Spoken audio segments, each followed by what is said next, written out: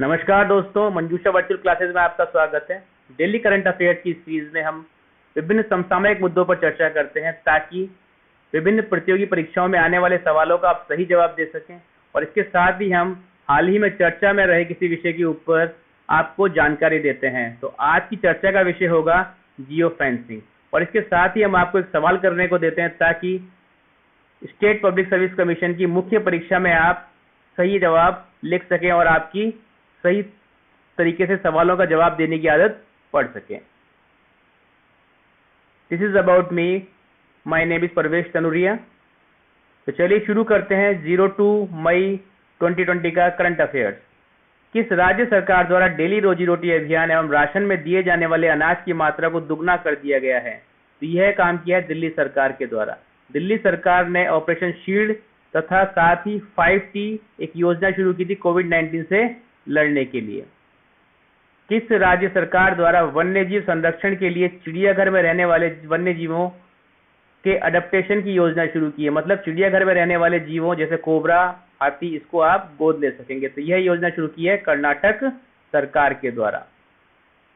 कर्नाटक सरकार के द्वारा एप्था मित्रा एक एप्लीकेशन लॉन्च की गई थी जो कि एक टेलीमेडिसिन की ऐप थी।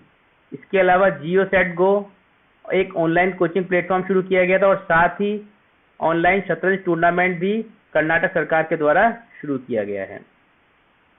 हाल ही में किसने कोविड-19 से लड़ने में मदद के लिए बैम्बू बेड विकसित किया है? तो ये बैम्बू बेड विकसित किया है IIT गुवाहाटी ने।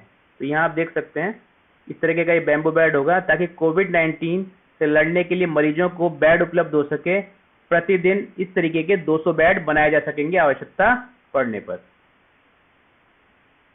2021 में होने वाला बैडमिंटन वर्ल्ड चैंपियनशिप जो स्पेन में होगा, उसकी तिथि अगस्त से बढ़ाकर अब कब कर दी गई है? तो अब वो होगा नवंबर में।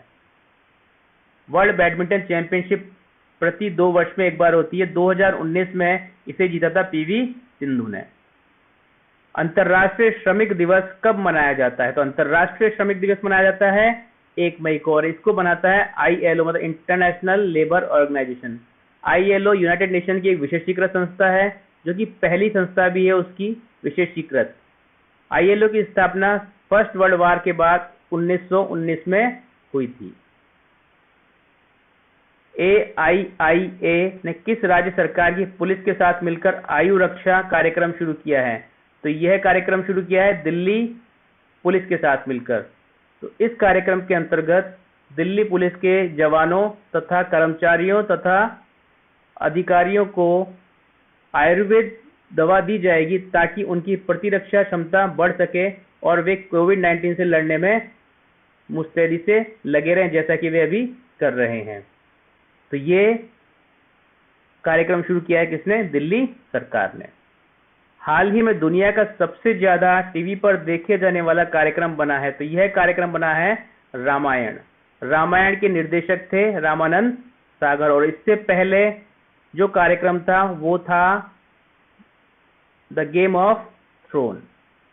रामायण को 17 मिलियन लोगों ने देखा है, इसलिए इसका नाम Limca book of world records में भी शामिल किया गया है। किस राज्य ने अपनी पहली कोविड-19 परीक्षण प्रयोगशाला शुरू की है? तो यह परीक्षण प्रयोगशाला शुरू की है अरुणाचल प्रदेश सरकार के द्वारा। अरुणाचल 1987 में भारत में एक पूरे राज्य का दर्जा अरुणाचल प्रदेश को दिया गया था। अरुणाचल प्रदेश में सेल्फ क्वारंटाइन की एक प्रथा चली जाती है जिसे बोलते हैं अर्रिनम। इस प्रथा के द्वारा लोग अपने आप को सेल्फ क्वारंटाइन रखते हैं। चुन्नी गोस्वामी कौन थे? चुन्नी गोस्वामी कौन थे? ये एक फुटबॉलर थे जो एशियाई खेलों के 1962 के गेम में भारत के कप्तान थे, और इन्होंने 1962 में एक स्वर्ण पदक भी जितवाया था भारतीय फुटबॉल टीम को। किस राज्य द्वारा 1 मई को अपना स्थापना दिवस मनाया जाता है? तो ये स्थापना दिवस मनाया जाता है गुजरात तथा महाराष्ट्र दोनों के द्वारा। मुंबई रियासत से अलग होकर गुजरात तथा महाराष्ट्र 2 नए स्टेट बने थे 1960 में। ये दोनों स्टेट भाषाई आधार पर बनाए गए थे, और भाषाई आधार पर पहला स्टेट कौन सा बना था? वो बना था आंध्र प्रदेश। हाल ही में किस राज्य में काले चावल को जीआई टैग दिया गया है? तो यह जीआई टैग दिया गया है मणिपुर को। इसके अलावा राजस्थान की ब्लू पॉटरी, बीकानेरी भुजिया, इसको भी जीआई टैग दिया गया है।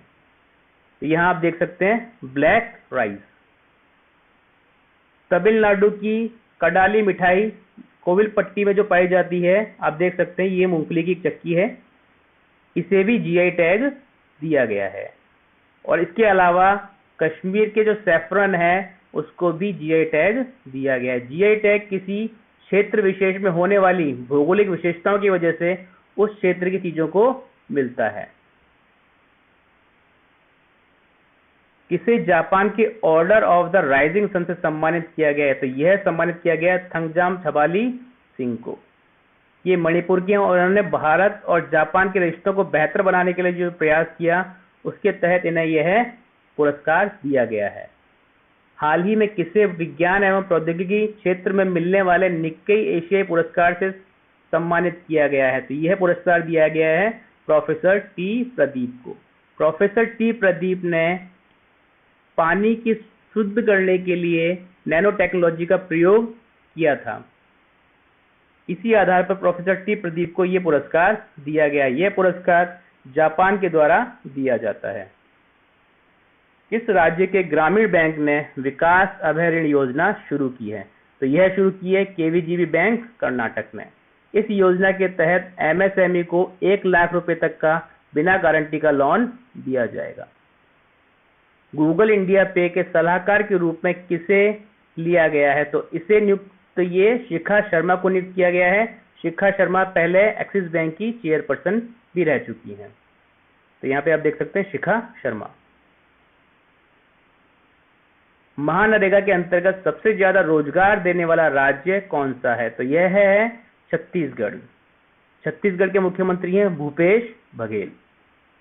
स्वास्थ्य कर्मियों को सम्मानित करने के लिए किसने #वी विल विन अभियान शुरू किया है? तो यह अभियान शुरू किया है फीफा ने। फीफा फुटबॉल के क्षेत्र में उसको प्रमोट करने के लिए सबसे बड़ी संस्था है। फीफा की स्थापना 1904 में हुई थी और इसका कार्यालय है ज्यूरिख, स्विट्जरलैंड में। किस राज्य ने कोरोना संक्रमित के शवों को दफनाने और दाह संस्कार में बाधा उत्पन्न करने वालों को 3 साल की सजा का प्रावधान किया है? तो यह प्रावधान किया है तमिलनाडु सरकार ने। ओपन बजट सर्वेक्षण में बजट पारदर्शिता और जवाबदेही के मामले में भारत को कौन सा स्थान प्राप्त हुआ है? तो भारत को 117 देशों में से 53वां स्थान मिला है। इस सर्वेक्षण में 0 से 100 तक अंक दिए जाते हैं। उस अंकों के आधार पर देशों की रैंकिंग डिसाइड होती है। तो भारत को 100 में से 49 अंक मिले थे। किस कंपनी ने महिंद्रा एसेट मैनेजमेंट कंपनी में 49% हिस्सेदारी खरीद ली है? तो यह खरीदी है मैन्युलाइफ ने। मैन्युलाइफ एक इंश्योरेंस वेल्थ मैनेजमेंट कंपनी है जिसने ये हिस्सेदारी खरीदी है।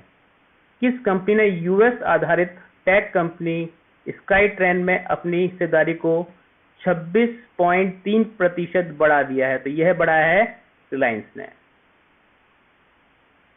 किस रेटिंग एजेंसी ने भविष्यवाणी की है कि लॉकडाउन के कारण भारत को होने वाला कुल नुकसान 10 लाख करोड़ या 7,000 रुपए प्रति व्यक्ति होगा? तो यह भविष्यवाणी की है क्रिसिल ने। क्रिसिल भारत की पहली क्रेडिट रेटिंग एजेंसी है। किस जल प्रबंधन प्राधिकरण को आधिकारिक तौर पर जल शक्ति मंत्रालय के अंतर्गत लाया गया है? तो यह लाया गया है कावेरी जल प्रबंधन प्राधिकरण को। कावेरी जल प्रबंधन प्राधिकरण का निर्माण सुप्रीम कोर्ट के आदेश के बाद 2018 में हुआ था। यह केरल, कर्नाटक, तमिलनाडु तथा पुदुचेरी के बीच कावेरी जल को बंटवारे के लिए बनाया गया था। तो चलिए आज की परियोजना में हम बात करते हैं लोटस एचआर स्कीम की। Local treatment of urban sewage streams for healthy use. यह योजना 2017 में department of science and technology के जैव प्रौद्योगिकी विभाग द्वारा शुरू की गई थी। हाल ही में इस योजना का दूसरा चरण दिल्ली में शुरू किया गया है। इस योजना के अंतर्गत अपशिष्ट जल को उपचारित करके रीयूजेबल बनाना है। अपशिष्ट जल के उपचार के लिए वेटलैंड तकनीक का प्रयोग किया जाता है। वेटलैंड तकनीक वही तकनीक है जिस प्रकार जो वेटलैंड होते हैं वह पानी को स्वच्छ बनाते हैं, उसी प्रकार इसी तकनीक का उपयोग करके पानी को स्वच्छ बनाया जाएगा और प्राप्त पानी को खेती तथा उद्योगों में काम में लाया जा सकेगा। तो चलिए आज की विशेष चर्चा का विषय है जियो फेंसिंग। कोरोना से संक्रमित व्यक्तियों को ट्रैक करने के लिए जियो फेंसिंग का प्रयोग किया जाएगा। इस एप्लीकेशन के माध्यम से संक्रमित व्यक्ति की अधिकृत सरकारी एजेंसियों को सूचना मिल सकेगी हर 15 मिनट में। इस एप्लीकेशन में wifi, GPS, RFID, radio frequency identification, cellular data का इस्तेमाल किया जाता है।